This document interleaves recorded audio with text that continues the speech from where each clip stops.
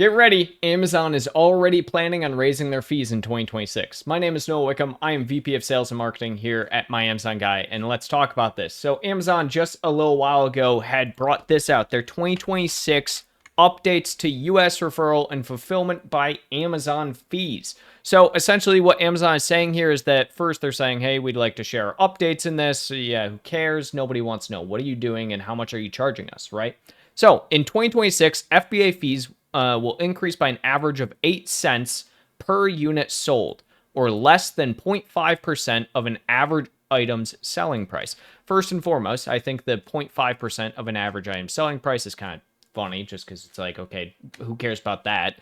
You're not helping us here, right? They're also not saying immediately how much they're raising it. They're just saying an average of 8 cents per unit sold. So first and foremost, you could be seeing a higher than average amount on your product, but they're saying an average of 8 cents per unit sold. So this is on top of no increase in US referral and FBA fees in 2025. We have been working hard to drive innovation and efficiencies to keep costs down, which helps keep fee increases low for you. Okay, so they are already within this, essentially trying to come up with their reasoning. They're trying to say, hey, we didn't raise anything in 2025, but let's not forget that they added deal fees. So now deals cost more. So they increased deal fees. They added coupon fees. So if you do a coupon, coupons cost more. They added Prime exclusive discount fees. So Prime exclusive discounts now cost more as well. They increased overall fees from an ad perspective as well, because advertising as a whole went up in 2025. So they are prefacing all of this already and defending themselves by saying they didn't do any US referral or FBA fee raises in 2025, but they added multiple new fee categories, especially those in regards to promotion. And secondarily to that, you saw an increase in overall advertising costs this year. So let's dig more. Our fee changes are significantly less than inflation and less than the 3.9 to 5.9% annual cost increases from other major US carriers during the last 2 years. Okay, that may be true for all I know. I haven't actually looked at it. We continue to better align our fee structure and rates to our underlying costs. We've created more granularity in our fee structure so we can offer lower fees where our costs are lower and higher fees where we provide enhanced services for additional value that might come at a higher cost.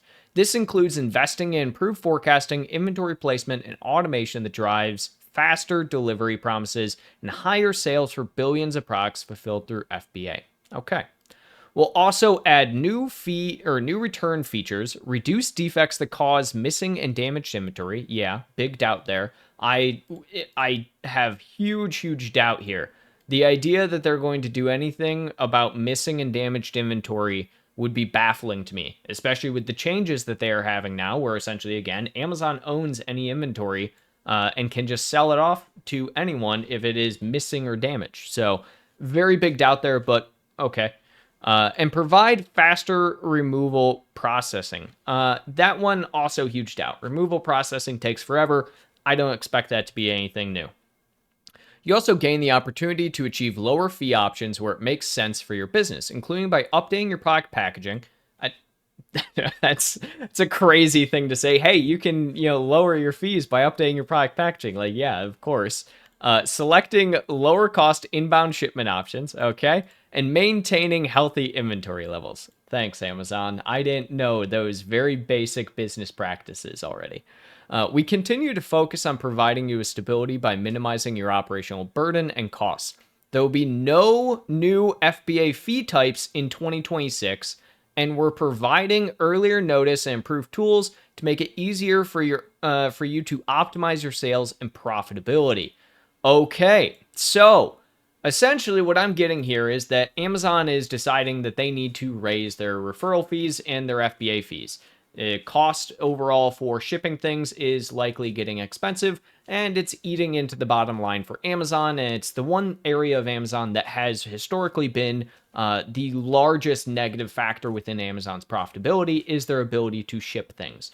Now, looking at this, they're also, though, saying no new fee types in 2026. Again, as I mentioned, they were praising themselves, basically patting themselves on the back. Thank you very much for not increasing referral fees in 2025. But again, we have at least 3, I believe 5 brand new fee types and brand new fees in general that have been added this year. And again, that's on top of the fact that advertising cost is up to a record high on average this year as well.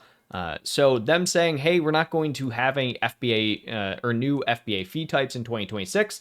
Well, they already essentially, reneged on that in 2024 or 2025 when they essentially said in 2024, hey, we're not going to increase fees. And then they added multiple new fee types in 2025. So my expectation of this would be is that Amazon is essentially saying that there is going to be no new FBA fee types in 2026. And so, okay, so they're not going to have any new FBA fee types in 2026.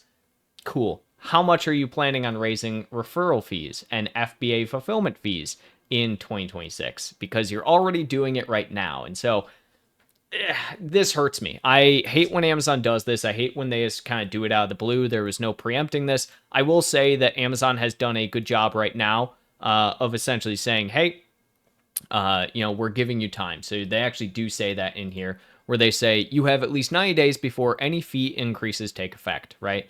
So I will say that they're doing a better job in that sense of giving you time. But this is coming days after we just received word that starting November 1st, we're going to have an additional 100% increase in tariffs on Chinese goods or Chinese manufactured goods at that. And so this is just a real punch in the chest at the end of the day and kind of just kicking the guy when he's down. So already, and at the end of the day, I get it. 8 cents per unit doesn't seem like a lot, but if we're looking at 8 cents per unit overall as the average, to me that probably says they're increasing referral fees and FBA fees by what I would imagine to be 0.25% or 0.4%, somewhere in that range. And so that's going to even out to being around 8 cents a unit.